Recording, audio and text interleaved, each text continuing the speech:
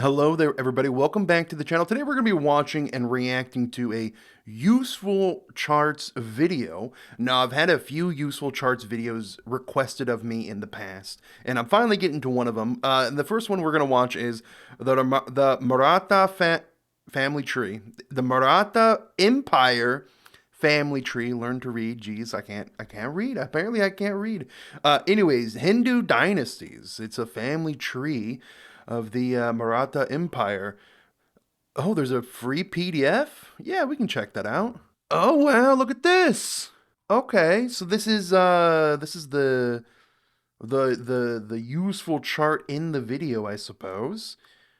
Looks like we're Solar Dynasty. Wow. I don't recall the Solar Dynasty. Okay, well, I'll keep this on the side and we'll learn a little bit more on it, I suppose. So it looks like he links Odd Compass, which is a good channel. The Life and Times of Malik Ambar. I've never heard of this channel. The Mughal Emperor's Family Tree, which I think is another one of the useful charts video. I just now realized this video is almost 5 years old. It's 4.5 years old. Interesting. Well, I mean, the subject matter is of hundreds of years ago, so the video itself being 4 years old is not going to be too much of an issue. All right, cool, very, very, very cool. Let's watch it. Let's learn a little bit of something. I like to learn about history, and I haven't learned enough of the history in India. So we're gonna learn a little bit more today. We're gonna learn something. I'm gonna be taught something today. The link to the video will be in the description down below, so go and check that out as well. Let's get it started. Hi, hi, hi, hi, hi, hi, hi, hi, hi, hi, hi, hi, hi, hi, hi. My Hi. name is Jack Rackham, and today I'm going to show you the family tree of the Marathas, a group of Hindu dynasties that dominated India during the 18th century. We'll be looking at their emperors, who were known as Chhatrapatis, their Chhatrapatis. hereditary prime ministers, known as Peshwas, as well as the Peshwas, all right. Maharajas of some of the larger Maratha states. The We'll even be tracing Maharaja. The Maharaja. I always thought that was that was more of a Middle Eastern thing. lines all the way to the present. I'll be using this Maratha royal family tree chart, which Matt has recently created and which is available for download for free as a PDF. You can find a link to the file in the description. Pretty cool. Oh my god. I've not looked at this channel. I really need to look at the channel here. Oh wow, look at this. That's pretty cool. It shows the different letters in different languages. That's pretty awesome.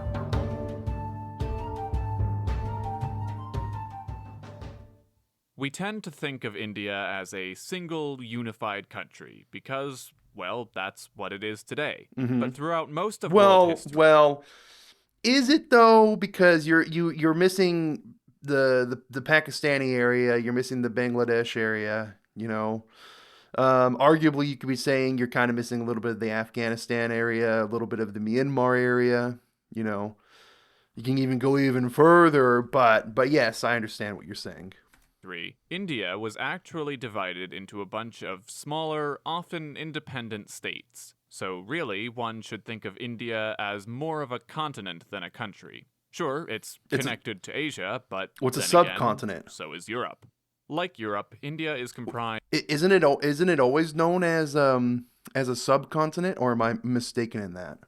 of many different types of people, often with their own unique languages and culture. In ancient times, it was really only united twice, first by the Maurya Empire, and then by the Gupta Empire. But as you can see, even in those cases, the unification was not complete.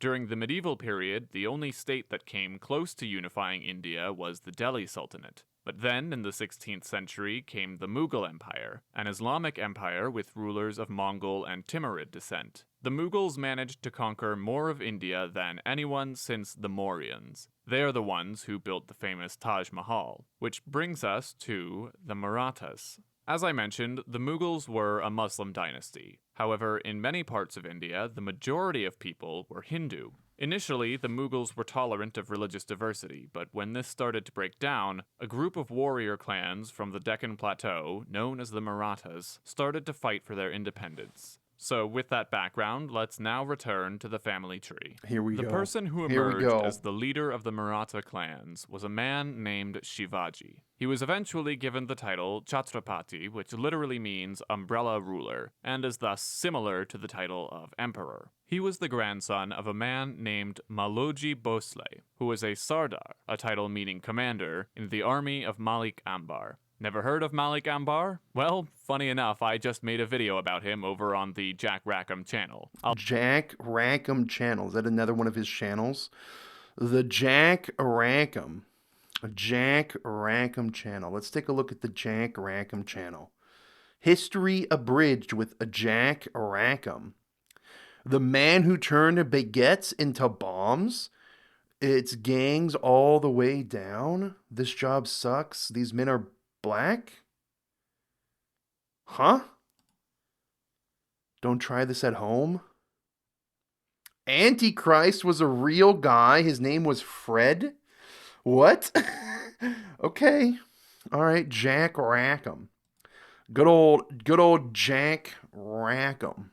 I'll leave a link to that in the description. Once the Bhosale dynasty was well established, they claimed that they were the descendants of an earlier Rajput dynasty called the Sisodians. The Sisodians, in turn, I've not heard of this. The Sisodian? I've not heard of this. claimed to be the descendants of an ancient dynasty known as the Solar I've not Dynasty, heard of this either. a dynasty that includes well-known figures such as Rama and the Buddha. Matt will be doing a video on the solar and lunar dynasties of India later this year. The solar and lunar dynasties?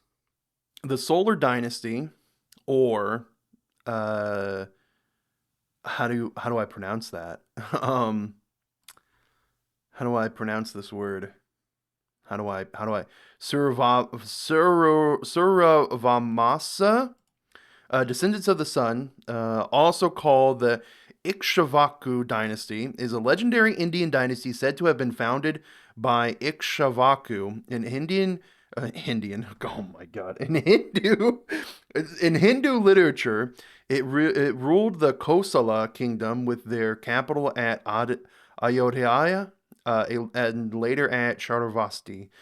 They prayed to their clan deity Surya, a Hindu solar deity, after whom the dynasty formed its namesake. Along with the lunar dynasty, the solar dynasty comprises one of the main lineages in Hinduism. Oh, wow. All right. Origins. Solar dynasty is one of the two major legendary dynasties found in Hindu, Puranic, and epic literature. The other being Chandravanasha, or the lunar dynasty. They're legendary dynasties, legendary empires. Oh wow, there's a lot to read on this. Okay. The lunar dynasty is a legendary principal house of the Kistra Varna, or warrior ruling Varna social class, mentioned in the ancient Indian texts. This legendary dynasty was said to be descended from moon-related deities. Yeah, I still need to get my hands on the Mahabharata and read the whole thing. Why haven't I? Why haven't I at this point, right? Why haven't I? Okay, well, let's get back to the video. In reality, it's likely that the Bhosales simply created these links to past dynasties in order to bolster their legitimacy. I mean, Something that typically happens pretty much all over the world. Back then, it's so hard to, I don't know, fact check a lot of these things. Because even if you go and look at like the Egyptian lineage of like the pharaohs, right? There's pharaohs going back like 30,000 years, and I mean, according to modern historians, that can't be possible. But you never know, right? You never know. Numerous dynasties from all over the world do. It's kind of a pattern. Interestingly, though Hindu nationalists have often rallied around Maratha pride, the beginnings of the empire actually feature quite a bit of religious pluralism. Here's Odd Compass, a new channel dedicated to Indian history, to explain. The Marathas hailed from the Deccan This was back when he first started his channel. Wow. He just recently posted another video. I wanna get around to watching it. region in south-central India, a region well known for its religious and ethno-linguistic pluralism. His For voice sounds example, different here. Even though the Maratha Sardar, Malaji Bhosale, was a Hindu, he prayed at the shrine of the Sufi Muslim saint Shah Sharif. He prayed in the hopes that his wife would give birth to sons, and lo and behold, she did. As Malaji believed that his prayers had been answered, he named his sons Shahaji and Sharifji in honor of the Sufi saint. Wow. Shahaji, his name suffused with Sufi spirituality, would go on to father the legendary Shivaji. If you'd like to learn more about Indian history, check out my channel Odd Compass. I do encourage you to visit Odd Compass. I I'll leave the link to the I also recommend Odd Compass. channel in the description. Here's So Shivaji Shivaji. is credited as being the founder of the Maratha Empire. That's Although awesome. the area controlled by the Marathas wouldn't really reach empire size until later. Today, he's revered by Hindu nationalists as one of their favorite heroes, and in fact, a statue of him is currently being built off the coast of Mumbai, which is set to become the largest statue in the world. Let's take a look at that. World's tallest statue. What happened here? A failed project? Oh no. The future of the Shivaji, Mumbai's boldest project. What happened here? Whoa. All right, let's take a look. So this is the concept. Do they have... Hold on, before we watch that, I don't even necessarily we need to... Let's take a look at this. Is this the statue? Memorials proposed. Yeah, this looks like it's the statue. As of May 2024, the construction of the monument has not yet started, despite being expected to be completed by October 2022. How tall was it supposed to be? Project details. 1.5 kilometers away on a what? 1.5 kilometers out? That seems like a pretty incredible distance, no? That seems pretty far. The statue will be 690 feet total height from base of the pedestal to the tip of the sword. The statue of the horse and the rider. 248 feet is the statue of the horse and the rider with the sword 45.5 meters. So, if we take a look at it here, so it was meant to be up on a pedestal. So the statue includes this, presumably the building underneath it as well then, right? Is that a helipad? What? It kind of looks like, I don't know. It's hard to tell from this, but apparently it's not. It's having a rough time. Apparently it's having a rough time. Anyways, back to the video then.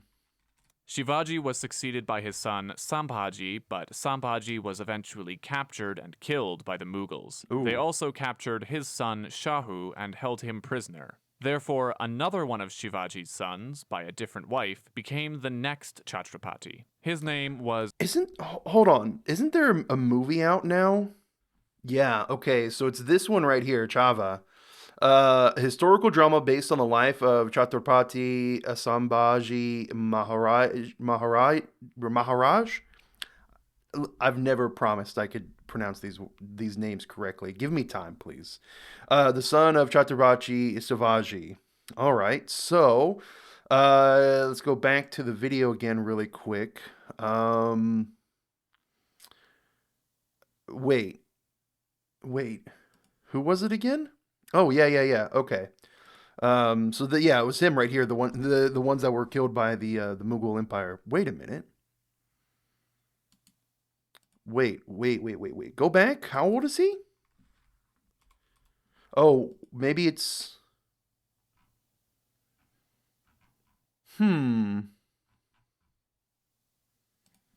also captured his son Shahu and held him prisoner. Shivaji was succeeded by his son Sambhaji, but Sambhaji was eventually captured and killed by the Mughals. They Okay. also captured his son Shahu. So he ruled between 1680 and 1689. So he ruled for 9 years. So this is a movie based off his life, then, right? And this just recently came out, so that's why I'm talking about it because I was well, I was looking to react to it for my movie reaction channel, but every single movie reaction I've been trying to put up on there has been copyright blocked, and I can't post anything, so it's been incredibly frustrating. But yeah, I looked into this movie. Okay, cool. We might have to check this one out later on in the future, yeah? Anyways, back to the main video on hand. And held him prisoner. Therefore, another one of Shivaji's sons, by a different wife, became the next Chhatrapati. His name was Rajaram, and among his wives was his cousin Tarabai. She was the daughter of Hambir Rao Mohite, who had been Shivaji's top general as well as brother to his wife Soyarabai, Rajaram's mother. When Rajaram died, Wait. The brother to his wife, his daughter married his son? But that would make the daughter a niece of her husband's mother. Right? Kinda? Right? Yeah, sure. suddenly due to an illness, she took over as regent on behalf of her That's son, cool. Shivaji II. Tarabai was a skilled warrior and personally led the Maratha troops in their continued fight against the Mughals. At this point, the Mughals See, this is what I like. This is one thing about India that I really like is that the women weren't looked down upon, even back in the day. came up with what they thought was a cunning plan. They released Shahu from captivity and had him challenge Tarabai for the Maratha leadership, expecting him to end up becoming their puppet. Now, Shahu did in fact win the power struggle and become Chhatrapati. However, he did not become a Mughal puppet. Instead, he and the succeeding Chhatrapatis basically became puppets in the hands of the Peshwas. The Peshwas were kind of like prime ministers, and starting with a Peshwa named Balaji Vishwanath, the position became hereditary, staying within the Bhatt family. We'll come back to the Peshwa family tree, but for now, let's continue with the Chhatrapatis. After Tarabai was defeated by Shahu, she initially ended up creating a rival court in the city of Kolhapur. Thus, her son, the former Chhatrapati Shivaji II, became the first Raja of Kolhapur. But shortly thereafter, another one of Rajaram's wives put her son, Sambhaji II, on that throne instead, thus creating the Kolhapur branch of the Bhosale dynasty. Already, it's chaos. It's chaos. It goes from something that seemed to have been a linear transitional, power, and then like within 2 generations, it goes off the hinge here. Different branches fighting each other. And Tarabai ended up reconciling with Shahu. In fact, when Shahu died, she managed to get an individual that she claimed was her grandson to be named his successor. That person was Rajaram II, but there is some doubt as to whether or not he was actually the son of Shivaji II. Which brings me to the topic of adoption. In Hindu dynasties, a ruler would often adopt a male child as their heir, in cases where they did not have a son of their own. Another example of this occurred when Sambhaji II of Kolhapur died. There, he was replaced with Shivaji III in a posthumous adoption arranged by the various mothers in the court. But in these cases, the adopted child was not just anybody. They were always a male member of the same dynasty, just from a junior branch. In this case, Okay, Shivaji, so like essentially like cousins or second cousins or like distant relatives at that point, right? the third was a descendant of Shivaji I's uncle, Sharifiji. Now, at this point, the Maratha Empire was truly an empire. They had conquered most of the Mughal territory, and the Mughal emperor had basically become their puppet. But remember, the real power during this period was held by the Peshwas, not by the Chhatrapatis. On this map, you can see Satara, which is where the Chhatrapatis had their court, as well as Kolhapur, which is where the Raja from that branch of the family was located. But you can also see Pune.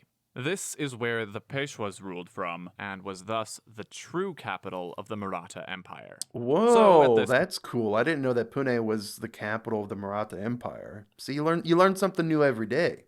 Let's look at... So why wouldn't the statue of Shivaji be built in or around there? The Peshwa family tree. As I mentioned earlier, it starts with Balaji Vishwanath, but it was during the rule of his son, Baji Rao I, that most of the Maratha conquests took place. Baji Rao was an incredible military tactician, and it is often pointed out that in his 20 years of leadership, he never lost a single battle. He was succeeded by his son, Balaji Rao. He continued the expansion of the empire, but during his tenure, much of the actual conquering was done by various other generals who served under him. This is because the empire had grown very large, and therefore the leaders of various other Maratha clans had been given lands to rule. So it's at this point that several other important Maratha dynasties got their start, such as the Gaekwads and the Shindes. They became rulers of the Baroda and Gwalior states respectively, two states that rose to prominence later on once the British took over. But we're getting ahead of ourselves. Okay. At the very end of Balaji Rao's rule, one of the most important battles in Indian history took place, the Third Battle of Panipat, which took place just north of Delhi and pitted the Marathas against the Afghan Durrani Empire. The Third Battle of Panipat. I don't think I know of this battle. The Third Battle of Panipat took place on the 14th of January, 1761, between the Maratha Confederacy and the invading army of the Durrani Empire. The battle took place in and around the city of Panipat, approximately 97 kilometers north of Delhi. The Afghans were supported by three key allies in India: Nijab Adwala, who pursued and supported the Rohilla chiefs, elements of the declining Mughal Empire, and most prized the Oud state. I've never heard of this. Okay. Under Shujata Oud Dwala, Mughal nobles were able to persuade Maharaj Deep Chand of the kingdom of Kumaon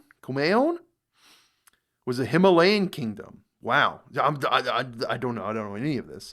An old Himalayan ally of the Mughal Empire. To support the Afghan side of the battle, the Maratha army was led by Sarajavar Bau, who was the third highest authority of the Maratha Confederacy after the Chhatrapati and the Peshwa. The bulk of the Maratha army was stationed in the Deccan Plateau with the Peshwa. Okay, back to the video. I got a little bit more context, so back to the video. It was one of the largest battles anywhere in the world during the early modern period, and resulted in one of the highest number of casualties ever reported in a single day until World Wars I and II. That's crazy, and the really? Third Battle of Panipat was the Marathas' first major loss. Oh, he doesn't tell. Okay, hold on. What was the casualties then? The highest casualties in a single day? Prelude, skirmishes before the battle, formations, early phases, final phase, outflanked. Reason for the outcome, massacre after the battle. Oh. After the defeat, the Marathas fled in all directions, and the Afghan Mughals and Rohillas and Adwa troops fell upon them and were busy in plundering and slaying soldiers and civilians. Yikes. Okay. It's never good, right? I just want to know, like, the largest amount of casualties until World War I. Oh, I guess it would be over here. Okay. Yeah. All right. Yeah. 45,000 killed and wounded in battle, essentially. Well, no. Even more than that. Hold on. 15,000 Rohillas killed and wounded, 5,000 Afghans killed and wounded, 30,000 killed in battle, the Maratha, 10,000 killed while retreating. Wow. That's terrible. 10,000 missing. Holy heck, dude. All right, back to the video. Now that we got a little bit more context again.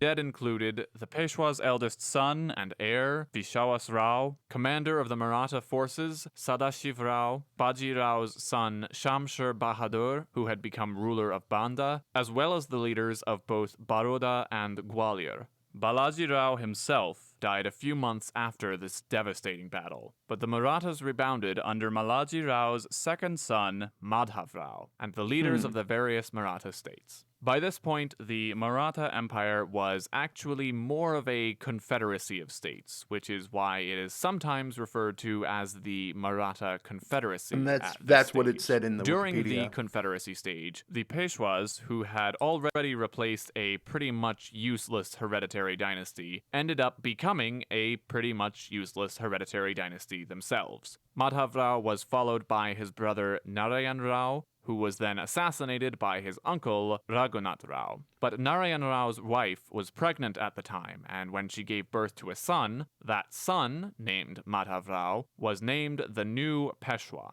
So you ended up with regents who were ruling on behalf of a ceremonial ruler who was in turn ruling on behalf of another ceremonial ruler, Chhatrapati Rajaram II.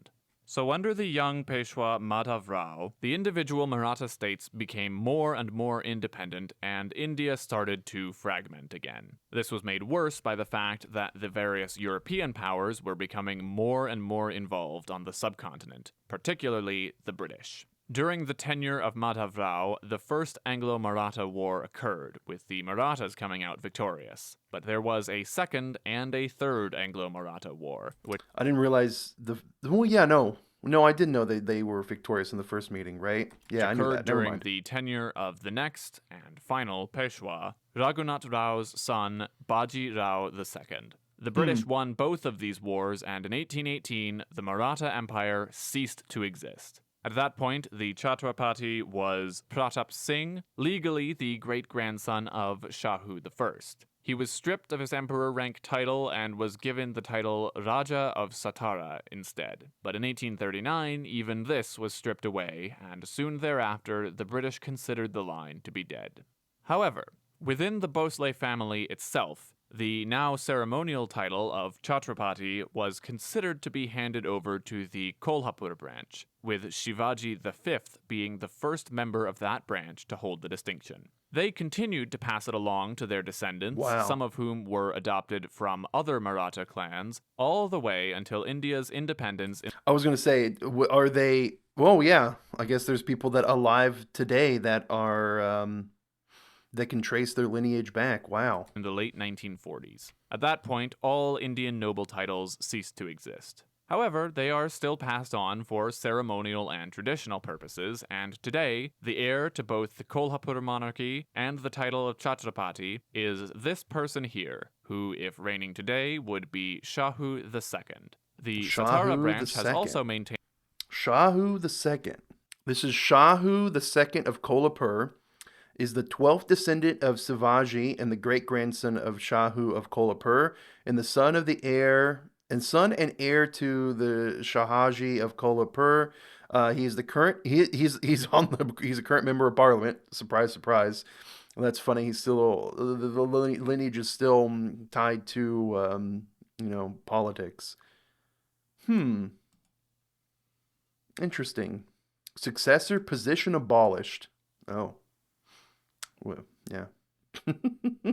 Okay. Interesting. All right. Back to the video. their line officially, and today, the current head of that branch is a BJP politician named Udayan Raje Bhosale. But before Udayan Rajai Bhosale. Well, we got to look him up too. This is Udayan Rajai Bhosale here. Is an Indian politician, serving member, lower parliament, 17th holder of the title Chhatrapati, which was founded by the Maratha king Shivaji on his coronation in 1674. He is addressed as Chhatrapati by some in the media. However, the title is entirely ceremonial, and in the role of a pretender. That's Damn, just in the role of a pretender. Pretender. Okay. Oh, all right, all right, all right. Anyways, he's sure. Back to the video. Let's go back and talk about some of the other Maratha states. Sure, This we chart can. shows only two of them, those of Baroda and Gwalior, but keep in mind that there were also many others. Earlier, I mentioned that the Maratha Empire ceased to exist in 1818. For the next 40 years, most of the Maratha territories were under the control of the British East India Company. But then, in 1857, there was a major revolt against British rule. One of the leaders of that revolt was the adopted son of the last Peshwa, Nana Sahib. But the revolt was not successful and resulted in the British Crown taking direct control over India and much of the area surrounding India as well. This Damn. period in history is known as the British Raj. The British Raj was, like previous Indian empires, not a single state, but rather a collection of states. Some of these were known as princely states and were given a certain degree of autonomy. Of the 565 princely states recognized by the British, they considered 5 of them to be the most important and gave them the designation of being a 21-gun salute state. The two Maratha states of Baroda and Gwalior were I don't know what 21 gun salute. I don't know what that is. given that distinction. So let's take a quick look at their family trees. For most of the British Raj period, the Maharaja of Baroda was Sayaji Rao. He had a very long reign of 64 years. He was followed Wow. by his grandson, Pratap Singh Rao, who became the last official Maharaja of Baroda. Today, one of Pratap Singh Rao's own grandsons is the ceremonial Maharaja. His name is Samarjit Singh, and he is a former professional cricketer. The Maharaja of Gwalior during the early part of the British Raj was Jayaji Rao. He was followed by his son Madhavaro and grandson Jiwaji Rao. Jiwaji Rao married Vijaya Raje, who became one of the original founders of the BJP. Their son Madhav Rao Wow. became a member of the opposing So party, even the National Congress. That's funny. I mean, BJP founder and the Congress founder. Wait, Their son Madhav Rao or not founder, but part of the Congress, which is funny. Even then, like even this still connected to Indian politics is very fascinating. became a member of the opposing party, the National Congress, and served as a minister in the cabinet of Prime Minister Narasimha Rao. He died in a plane crash in 2001, and therefore the current ceremonial Maharaja of Gwalior is his son Jyotiraditya. Jyotiraditya had also served as a minister in the National Congress government, but recently switched sides and is now a member of the BJP. Interestingly, he married a granddaughter of the last Maharaja of Baroda, thus creating a connection between these two dynasties. I should also point out that both of the couple's mothers are descendants from Nepalese noble families. So in India, just like in Europe, you often see members of defunct royal houses still marrying members of other defunct royal houses. That's pretty Certainly fascinating, helps sell actually. newspapers, if nothing else. As I mentioned at the beginning of the video, this complete chart is available for free as a PDF download. Because of COVID, UsefulCharts is unable to ship posters to India at the moment, and since there were a lot of requests for electronic versions after we covered the Mughal emperors, Matt thought he'd make this chart available for free, especially for the UsefulCharts subscribers in India. So you can find a link to the download in the description, as well as a link to the video about the Mughal emperors. And be sure to keep an eye out for the upcoming video on the solar and lunar dynasties. You can expect that sometime this fall. Thanks for watching. Interesting. Very interesting. Very, very little interesting little dive into the family trees, the lineage of the Maratha Empire. I learned a lot. And that's always useful. You want to learn a lot. That's the goal in life, is to keep on learning, right? I like useful charts. It's not flashy, which I do enjoy videos that are very basic, I guess. I mean, the fast-paced videos are fine too, but sometimes, just something to chill with is also pretty good, right? I definitely got to check out more useful charts videos for sure. I want to read some comments. Wow, only 900 comments? That's actually kind of surprising. This person's saying, thank you for making the video and providing the PDF. My parents told me the ancestors were in the navy of the Chhatrapati Shivaji Maharaj. So the video means a lot. Nice. This person's listing off all the Marathi dynasties. Very cool. Marathi also has to be only empire which was caste neutral. Oh, I didn't know that. All castes like Rajputs, the Brahmins, Dalits, etc., came together to achieve Swaraj.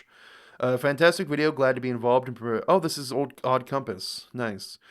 While in the Air Force, I was in Gwalior, India. For 2 weeks, we got to visit the Maharaja Palace, which is more of a museum now. They had a dining room with the silver liquor train that ran over the table.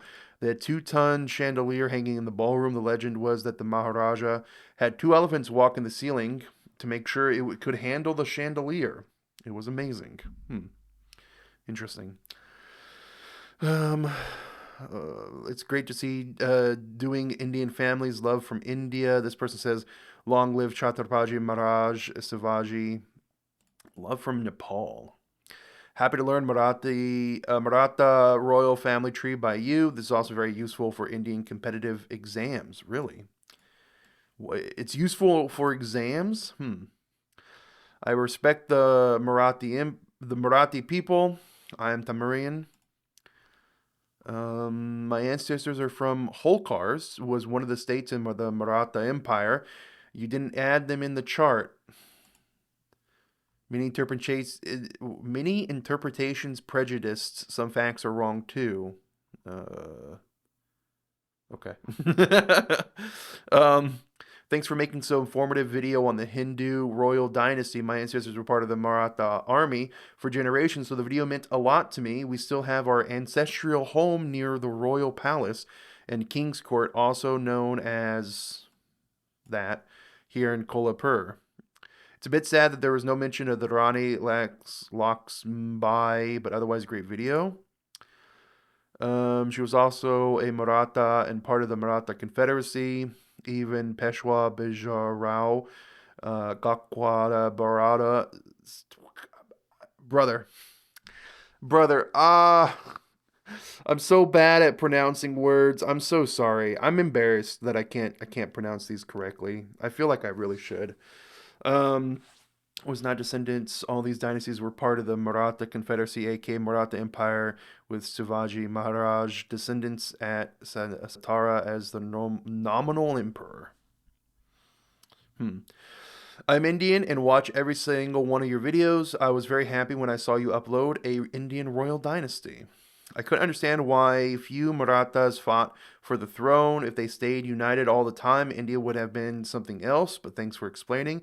I mean, that's just what happens with all empires and royalties and kingdoms all across the world. It's you get like a 1, 2, maybe a few generations where the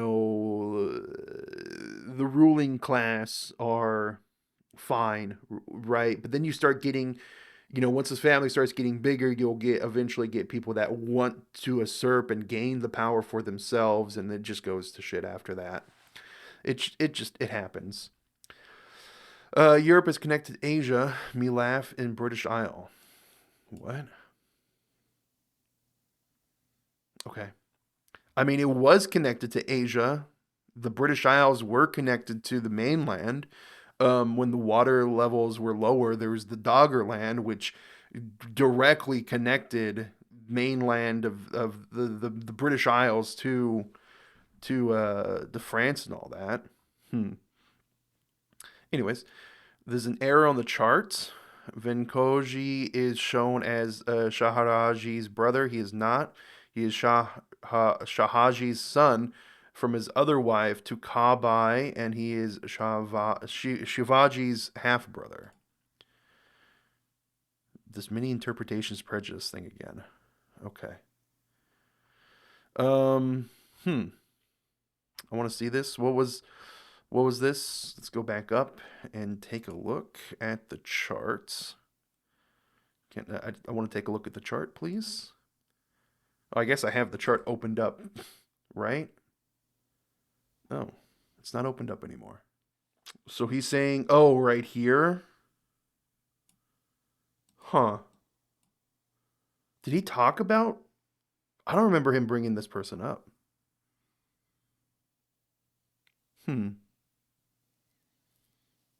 Maybe I just missed it. Maybe. No, I'm pretty sure.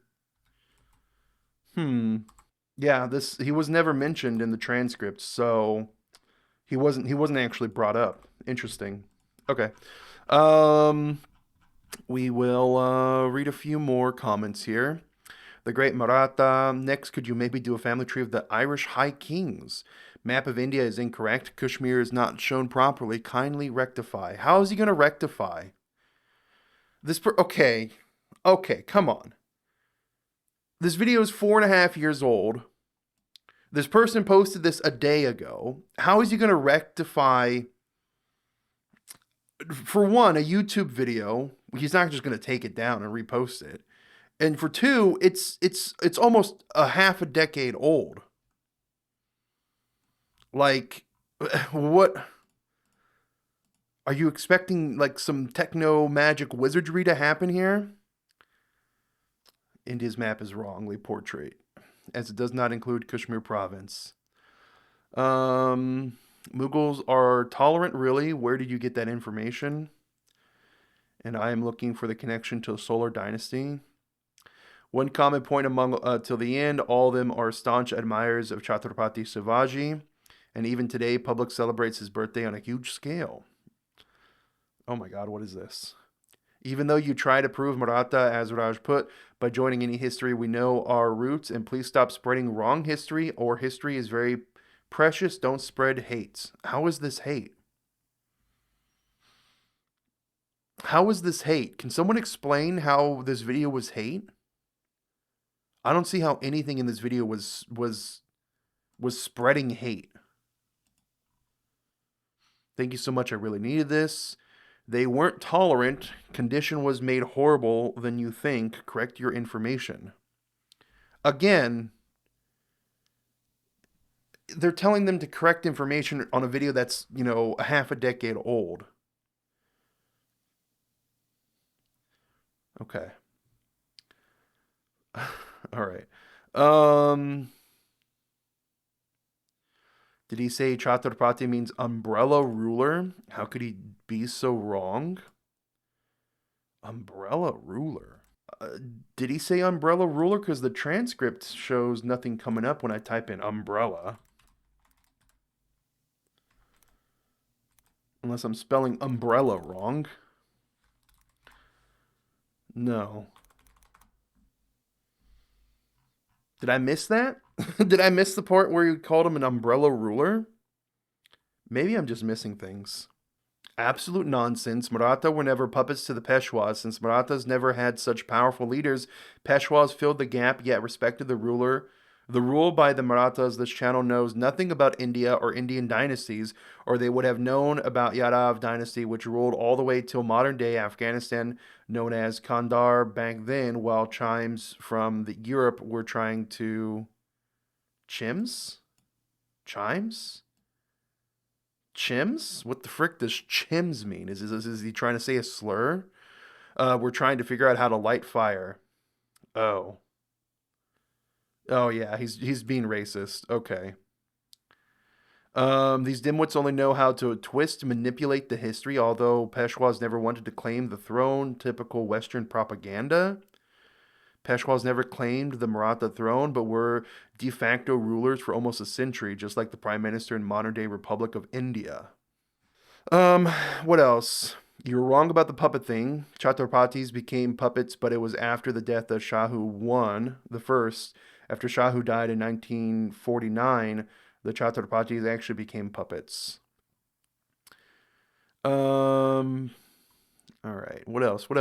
You are wrong. Shivaji Maharaj ruled in 1630 to 1680. Puppet story reference, real power. Thanks for the video. In this, he hadn't added the southern region of India, who ruled here. Many regions are there which tell about ruling over those places. All false information. Is it false? Is this information false? Let me know if that information is false. Good effort. Thanks for that. But I don't agree. All you described. Okay. Wrong history.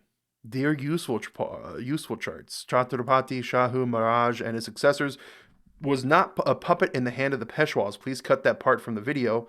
Your video is misleading and wrong. Kindly correct the map of India.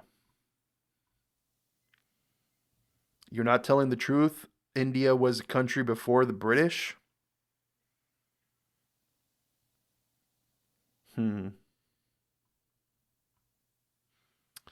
There's no way the Marathas were related to the Rajputs. Rajputs were known to change history. Were they? Lots of incorrect data. Interesting.